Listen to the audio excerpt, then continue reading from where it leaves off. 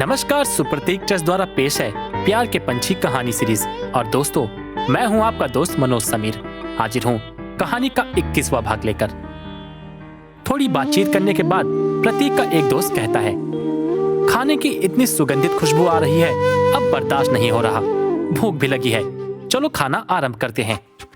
प्रतीक और निशा जानते हैं कि जापानी लोग स्वाद के साथ प्रस्तुतिकरण को महत्व देते हैं, इसलिए उन्होंने सावधानी से कोतात्सु टेबल पर रखा खाना, प्लेट, ग्लास, टिश्यू पेपर और कोक को सजा कर रखा। और फिर सब कुछ ठीक से जांचने के बाद दोनों मेहमानों के बीच आकर बैठ गए। हर किसी ने कोतात्सु टेबल पर रखे भोजन को आश्चर्य से देखा और उसकी प्रशंसा की। उनमें से कुछ ने कहा, ओशिसो देश ने, इसका मतलब है यह बहुत स्वादिष्ट लगता है। खाने से पहले ऐसा कहना जापानी परंपरा है।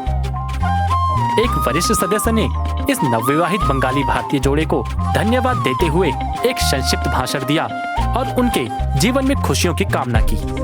इसके बाद वे हाथ जोड़कर सिर झुकाकर इत्तादाकिमास कहते हैं।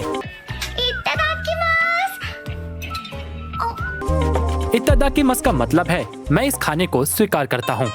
इन शब्दों में कृतज्ञता का महत्व भाव व्यक्त होता है।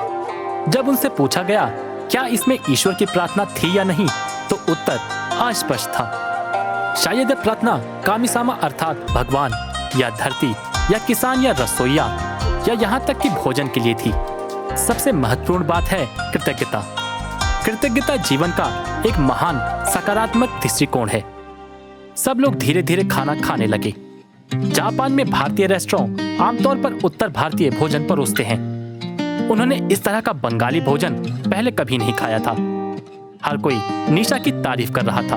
निशा कहती है, प्रतीक की सक्रिय मदद के बिना यह संभव नहीं था।